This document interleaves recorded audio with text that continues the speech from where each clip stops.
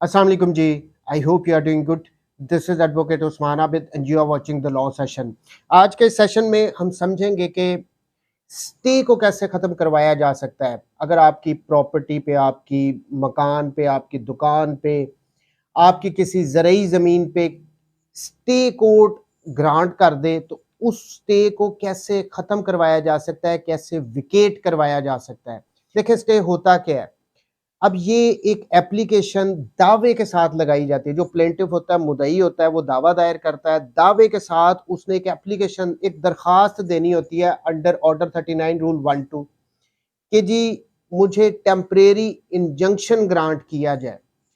अच्छा, अब इसमें कोर्ट को 3 इंग्रेडिएंट्स पे सेटिस्फाई करना होता है। नंबर 1 के गुड आर्गुएबल केस है हमारा, प्राइमा फेशियाई, यानी इस केस के डिग्री होने के चांसेस है। सेकेंडली के अगर मुझे स्टे ना दिया गया तो मुझे इररिपेयरेबल लॉस, नाकाबिल तलाफी नुकसान होगा। और थर्ड वन है कि बैलेंस ऑफ कन्वीनियंस कोर्ट ने देखना होता है कि किस पार्टी की फेवर में जा रहा है। तो बहरहाल अब होता क्या है, दावा दायर किया, उसके बाद ये एप्लीकेशन उसके साथ थी। अब पहली जो हेयरिंग होगी कोर्ट में, उसमें हम जाके इस एप्लीकेशन पे बहस करते हैं कि जी हमें स्टे ग्रांट करें। अब समझने वाली बात यह है कि जब हम ये पहली हेयरिंग पे जाके स्टे पे बहस कर रहे हैं कि जी हमें स्टे दिया जाए, ये यहाँ पे अभी मुद्दा है कोर्ट में हाजिर नहीं हुआ, ना तो उसको नोटिस समन वगैरह इशू नहीं हुए। उसकी गैर मौजूदगी में हम कोर्ट को ये सबमिट कर रहे हैं, ये सबमिशन कर रहे हैं कि जी हमें आप स्टे दें, हमारे ये तीनों इंग्रेडिएंट सेटिस्फाई हो रहे हैं, बड़ी अर्जेंसी है, हमें स्टे दिया जाए। तो कोर्ट यहाँ पे मुद्दा है डिफेंडेंट की गैर मौजूदगी में स्टे ग्रांट करती है, स्टेटस को कहती है कि मेंटेन किया जाए। अच्छा, अब इसकी जो लीगल टर्म है इसको हम कहते हैं इंटरम स्टे या एड इंटरम स्टे। उर्दू जुबान में हम इसको अबूरी स्टे कहते हैं। तो ये मुद्दा है कि डिफेंडेंट की गैर मौजूदगी में कोर्ट दे देती है। अच्छा, अब इसके बाद क्या होता है, फिर वो नोटिस समन वगैरह जाते हैं, तलबी का प्रोसीजर शुरू हो जाता है, मुद्दा लय आता है, फिर वो आके अपना जवाब दावा देता है। उसके साथ ये जो ऑर्डर 39(1)(2) की जो एप्लीकेशन दी होती है वो इसका भी जवाब देता है।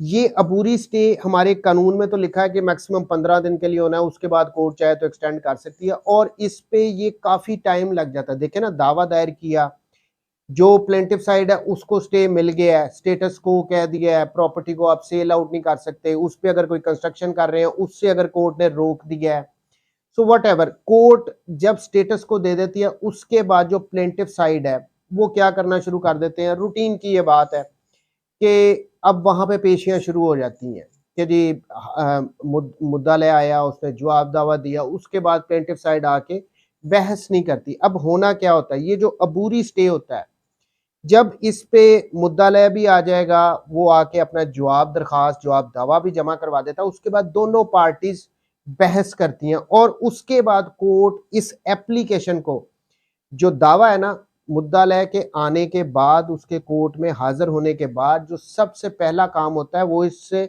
स्टे की एप्लीकेशन पे बहस होती है और इसको डिसाइड किया जाता है। अब मुद्दा आ भी जाए तो मुद्दई साइड की तरफ से पेशियां शुरू हो जाती हैं। और एक बात मैं और यहाँ पे क्लियरली कह दूं, समटाइम्स जो हमारी अदालतें हैं वो रूटीन में भी पहली पेशी पे मुद्दा की गैर मौजूदगी में ये स्टे दे देती होती हैं, अबूरी स्टे, ये भी हो जाता है समटाइम्स। अच्छा, अब यहाँ पे क्वेश्चन ये आया कि अब इस पे खुद देखे ना कि कितना टाइम लग रहा है कि मुद्दा आ रहा है, फिर पेशियां चल रही हैं, बहस होगी, उसके बाद केस को फाइनली को इस एप्लीकेशन को डिसाइड करती है कि क्या ये जो अबूरी स्टे दिया है इसको कंफर्म करना है या इस एप्लीकेशन को डिसमिस करना है। अब वो जो कंफर्म करती है कोर्ट, वो नॉर्मली, अब उसमें टाइम पीरियड तो बताया कि वो 6 महीने के लिए होता है, 6 महीने के बाद उस पर दोबारा कोर्ट उसको एक्सटेंड कर सकती है। लेकिन ये चलता फिर जब तक दावा डिसाइड नहीं हो जाता फाइनली, यानी शहादतें वगैरह आने के बाद, तब तक ये स्टे चलता है, एक दफ़ा कोर्ट दे दे तो। अब यहाँ पे रेमेडी क्या है जी कि ये स्टे कोर्ट ने दे दिया। पहले हम बात कर लेते हैं अबूरी स्टे की, जो मुद्दालय की गैर मौजूदगी में दिया गया। अब इसमें हमारे पास दो ऑप्शन आ जाती हैं जो हमें कानून बता रहा है। नंबर 1, जो ट्रायल कोर्ट है जिसने आपकी गैर मौजूदगी में ये स्टे दिया है, अबूरी स्टे, आप उसी को एक एप्लीकेशन दे दें अंडर ऑर्डर 39 रूल 4 कि जी इस स्टे को ख़त्म किया जाए, पहली ऑप्शन हमारे पास ये आती है। लेकिन मैं इसको रिकमेंड कभी भी नहीं करूँगा, क्योंकि जब ट्रायल कोर्ट ने एक स्टे दिया है तो उस अबूरी स्टे को वो क्यों ख़त्म करेगी। सो ये यस प्रोवाइडेड है हमें कानून में, लेकिन ये समझ में आने वाली बात नहीं है कि एक कोर्ट ने जब अपना माइंड डिस्क्लोज करके अबूरी स्टे दे दिया तो वो अबूरी स्टे को क्यों ख़त्म करेगी। सेकंड, इसमें जो हमारे पास रेमेडी आती है वो ये है कि हम इस अबूरी स्टे के ऑर्डर के अगेंस्ट डिस्ट्रिक्ट कोर्ट में अपील फाइल कर दें। अच्छा, बहुत सारे लोगों को ये पता नहीं होता कि ये अबूरी स्टे के खिलाफ भी आप अपील फाइल कर सकते हैं। तो बजाय इसके कि अगर आपको कोई अर्जेंसी है, आप कोई कंस्ट्रक्शन कर रहे थे और वो काम रुक गया, व्हाटएवर, आपको कोई अर्जेंसी है कि ये स्टे जल्दी से जल्दी ख़त्म हो, जो कि आपकी गैर मौजूदगी में मुद्दई ने ले लिया। अब ऑब्वियसली आपकी साइड का तो वर्जन नहीं आया, ना आपके साइड के डॉक्यूमेंट्स आए हैं, तो इसके लिए बेटर ऑप्शन यही होगा कि इस अबूरी स्टे को आप डिस्ट्रिक्ट कोर्ट में चैलेंज कर लें। अब उसके बाद आ जाती है दूसरी बात कि जब स्टे एक दफ़ा हो गया, अब ये दूसरी साइड पे हम आते हैं कि जब दोनों मुद्दालय आया और उसने जवाब दावा दिया, जवाब दरखास्त दिया स्टे की एप्लीकेशन का, फिर दोनों पार्टीज के वकला ने वहां पे बहस की, उसके बाद कोर्ट ने जो भी फैसला किया है उसके अगेंस्ट आपके पास फिर दो रेमेडीज आ जाती हैं। नंबर वन, आप उसी कोर्ट में अंडर ऑर्डर 39 रूल 4 एक एप्लीकेशन दे सकते हैं कि जी इस स्टे के ऑर्डर को वेरी किया जाए या सेट असाइड किया जाए, डिस्चार्ज किया जाए। ये आप ट्रायल कोर्ट में भी एप्लीकेशन दे सकते हैं। लेकिन यहाँ पे फिर वही बात आती है कि एक ट्रायल कोर्ट ने जब एक स्टे की एप्लीकेशन को दोनों पार्टीज को सुनने के बाद एक फैसला दिया है, तो वो अपने फैसले को कैसे चेंज कर सकती है। तो वो नहीं करते, क्योंकि उन्होंने माइंड अपना बता दिया है।